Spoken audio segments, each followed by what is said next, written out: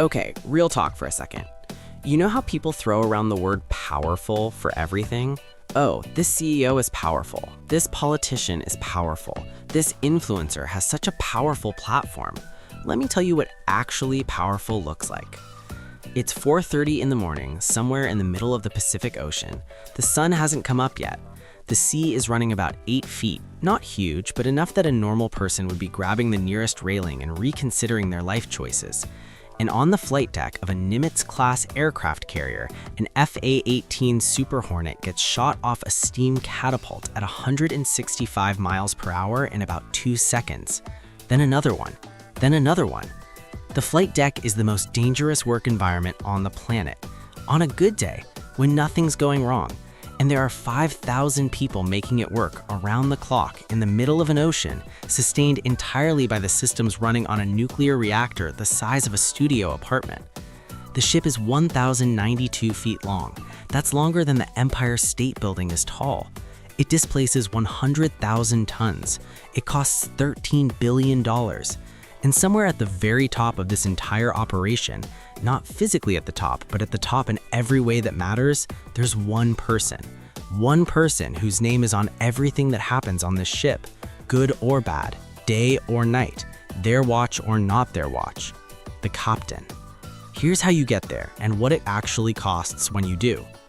Level 1, the midshipman, ensign, 21 years old, $38,000 a year. You just got your commission. You are, and I cannot stress this enough, completely useless right now. You went to the Naval Academy, or ROTC at a state school, or officer candidate school if you came in from somewhere else. Either way, you show up to your first ship in your dress whites with your brand new ensign bars shining and your shoes so polished you can see your own face in them. And within approximately 48 hours, a chief petty officer who has been in the Navy since before you were in high school and forgotten more about how ships work than you will know for the next 5 years will look at you with an expression that is somehow simultaneously respectful and deeply, profoundly unimpressed, and find you something to do that keeps you from accidentally breaking anything important. This is exactly how it should work. Here's the thing about junior officers that nobody tells you in the recruiting brochure. Your job isn't to lead yet. Your job is to learn. The guys you're technically in charge of, the enlisted sailors who've been turning wrenches and standing watches since they were 18, they're going to teach you everything that actually matters. The smart JOs know this and let it happen. The not smart ones try to prove something instead. The not smart ones have a rough few years. You're a surface warfare officer, or SWO. Pronounced SWO, it's not the coolest acronym in the Navy, and honestly, the naval aviation guys won't let you forget it, but whatever. You're on a destroyer to start. Carriers come much, much later, if they come at all. Right now, you're doing division officer duties, managing a group of 20 to 40 sailors, learning your department, standing bridge watches at 3 a.m. in the middle of the North Atlantic, and slowly building the foundation of what eventually becomes the instinct to run a warship. The 3 a.m. watches are where it actually happens, by the way. Not in the classroom, not in the simulation. When it's dark and it's cold and the ship is doing 20 knots and there's a contact at 8 miles that needs to be tracked, and you're responsible for making the right call, and the only person you can wake up for help is the officer of the deck, who's already watching you and waiting to see what you do. That's where you find out what you're actually made of. Level 2, the department head, 29 years old, lieutenant commander. You've figured out how ships work. Now you're responsible for a big chunk of one. 8 years in, you've done 2 or 3 ship tours. You've been through department head school, a program the Navy sends mid-grade officers to that is basically graduate school for ship driving and management, except the stakes are live ammunition and federal property worth hundreds of millions of dollars. You're a department head now. Operations, weapons, engineering, supply, one of the major departments on a cruiser or destroyer. You've got 100+ sailors working for you. You're standing watches as officer of the deck underway, which means when it's your watch, you are the person driving the ship, all 9,000 tons of it, through whatever the ocean decides to throw at you. Here's where the job gets real, in a way that the junior officer years don't quite prepare you for. Things go wrong. Not catastrophically, usually, but the ocean doesn't care about your timeline or your career or the fact that you've got a port visit in Naples in 4 days that your sailors have been looking forward to for 2 months. A pump fails, a radar goes down. A sailor does something that requires your full attention at 11 p.m. on a Tuesday when you've already been up since 0500. And you handle it, because that's what department heads do. The Navy has a phrase, own it. It doesn't mean you personally caused the problem. It means the problem is yours to solve now, and standing around explaining why it isn't technically your fault accomplishes exactly nothing. Own it, fix it, move on. You will own a lot of things over the course of this career. That phrase becomes less of a motto and more of a reflex. Level 3, the Executive Officer, XO, 35 years old, Commander. You are the number 2 person on the ship, which means you are the person who makes sure everything the captain wants to happen actually happens, and you personally catch everything that falls through the cracks. XO is the best job in the Navy that nobody actually wants to be doing. You are the ship's CEO in the operational sense. The captain is the chairman, sets direction, makes the big calls, is the face of the command. You're the one making the trains run on time. Every administrative function, every personnel issue, every scheduling conflict, every time 2 departments want the same resources at the same time, that comes to you. You also own the culture of the ship. That one's not in the job description, but it might be the most important thing you do. 5,000 people live and work in a space the size of a small city, and they're going to develop a culture whether you shape it or not. The question is whether the culture that develops is the kind that makes the ship effective and keeps people safe, or the kind that makes everyone miserable and eventually ends up in a congressional investigation. No pressure. The hours are, and I'm not going to sugarcoat this, completely insane. There's no such thing as off-duty for an XO. You're on call around the clock every day for the entire deployment. Your phone, well, you don't have a phone at sea, but whatever the Navy equivalent is, it never stops. A fight breaks out in the berthing compartment at 2 a.m., a sailor gets hurt during flight ops, the captain has questions about the schedule that need answers before the 0600 brief. You deal with all of it, every single day. And here's the part that actually gets you through it. You start to genuinely care about these people in a way that sneaks up on you.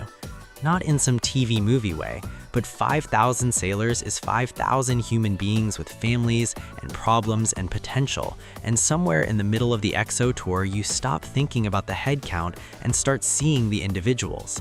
That's when the job gets heavy in a different way, not just exhausting, but meaningful. Level 4, Major Command, First Command, 40 years old, Captain. Your own ship. For the first time in your career, when something goes wrong, there's nobody above you to hand it to. You get your own ship, a destroyer or cruiser, not a carrier yet, you have to earn that separately, but it's yours. Your name goes on the official records. Your name goes on the performance reports of every officer and sailor aboard. Every collision, every navigation error, every maintenance failure, every great thing the ship does, your name is on it. The Navy has a term, command climate.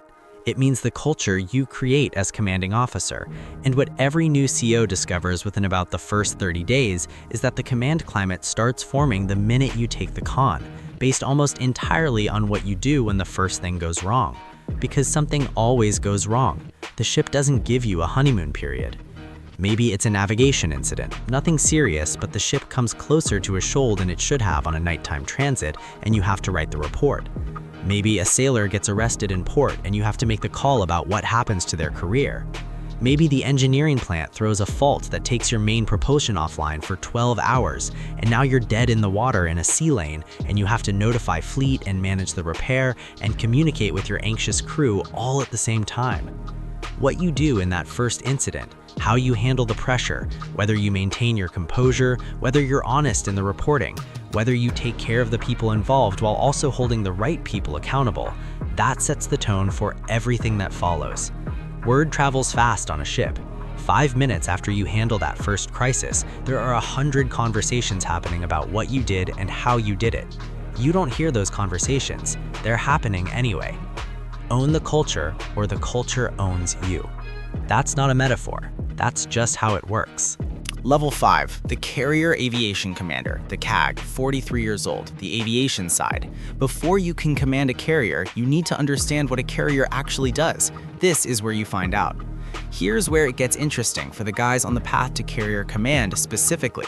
You can't just be a great surface warfare officer and get handed a carrier. The Navy wants carrier COs who understand aviation, really understand it. Not just I've read the briefings understand it, but understand the flight deck, the air wing, the specific insanity of operating 70+ aircraft from a moving platform in the open ocean. So before you get to command the ship, a lot of future carrier COs do time as the commander of the air wing, the CAG. You're overseeing all the aviation squadrons embarked on the carrier. You're not driving the ship, that's the CO's job, but you're responsible for the air component, which on a carrier is kind of the whole point of the ship existing. Flying 160 combat sorties a day off a ship that's pitching in a North Arabian Sea swell, with aircraft that cost $70 million each, with pilots who range from veterans with 2,000 hours to nuggets on their first cruise. That's the CAG's world. It's organized chaos executed with extraordinary precision, and when it goes well, it is genuinely one of the most impressive operational achievements in human history. When it doesn't go well, when there's a mishap, when an aircraft goes into the water, the weight of it lands on the CAG in a way that doesn't fully translate in language. These are your people. You know their families. You were at their wedding down parties when they got promoted, and now you're writing the report.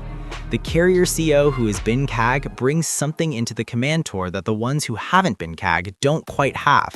They know what the flight deck looks like from the inside. They know what the pilots are thinking. They know which risk tolerances are acceptable and which ones are the kind of thing that becomes a JAGMAN investigation.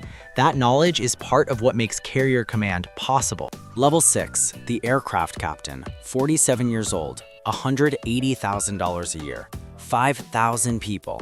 1,092 feet of warship, nuclear reactors, 70 aircraft, the Pacific Ocean. Ready? Doesn't matter, you're up. The change of command ceremony is one of the genuinely moving things the military does well. The outgoing CO reads their orders, you read yours. The words, "I relieve you, sir," are said.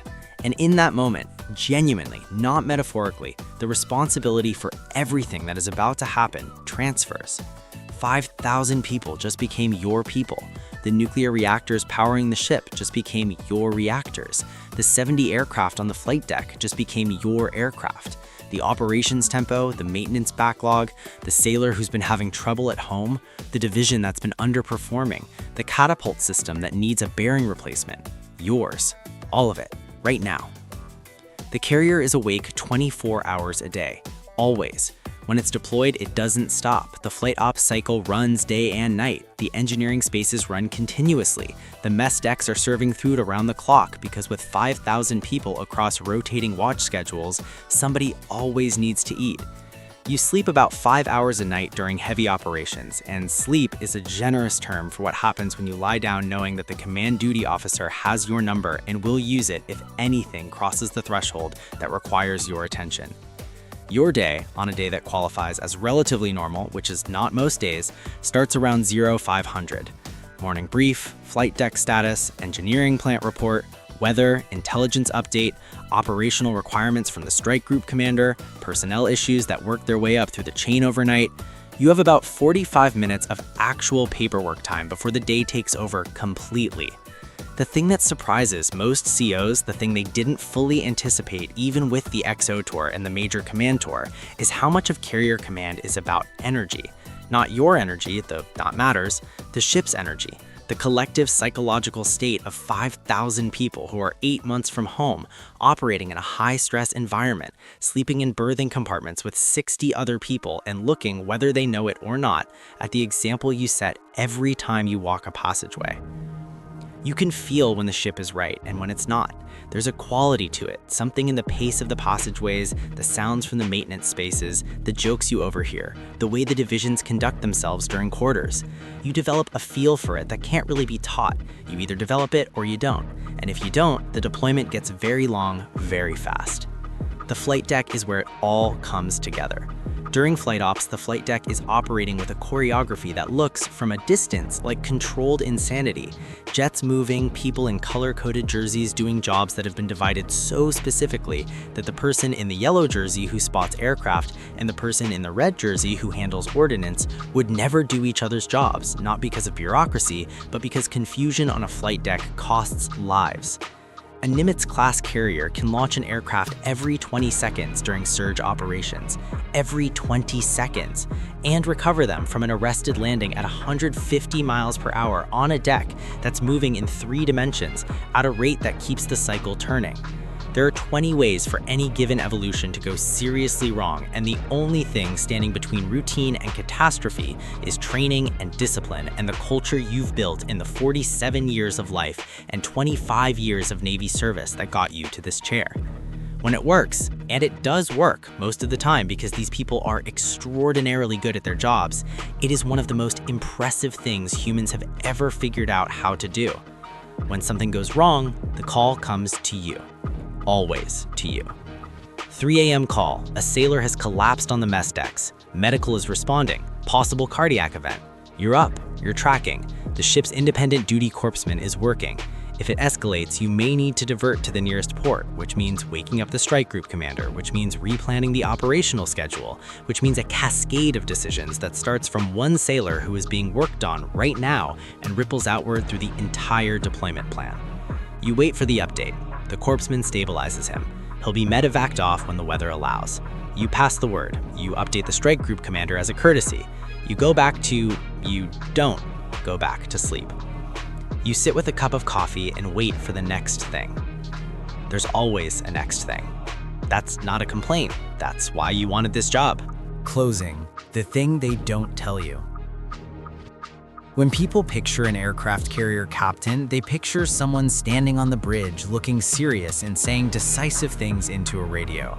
That part is real. But here's the part that doesn't make it into the recruiting posters.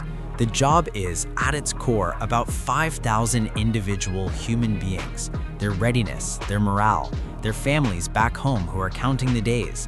The 22-year-old from rural Ohio who's on their first deployment and is homesick and figuring out what kind of person they're going to be.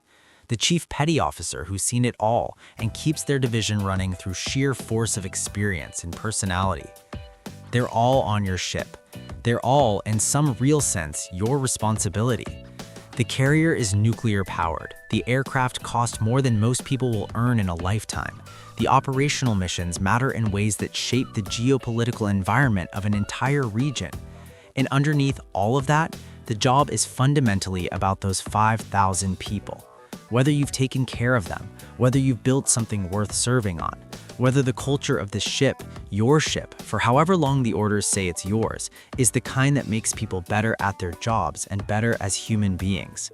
You don't get to know the answer to that question while you're in command. You find out later in the notes sailors send you years afterward, in the careers they build after they leave the Navy, in the random encounter at an airport with someone who served under you and says something that makes the whole thing make sense. Somewhere right now, a 21-year-old ensign just reported aboard their first ship. Their shoes are too shiny. The chief who greets them has an expression that is both respectful and deeply, profoundly unimpressed. 25 years from now, if they make it, if they want it badly enough and are good enough and get a little bit lucky, those same shoes might be walking the passageways of a Nimitz-class carrier. Their carrier. Their 5,000 people. Their watch. The ocean doesn't care. The clock doesn't stop. And that, it turns out, is exactly the point.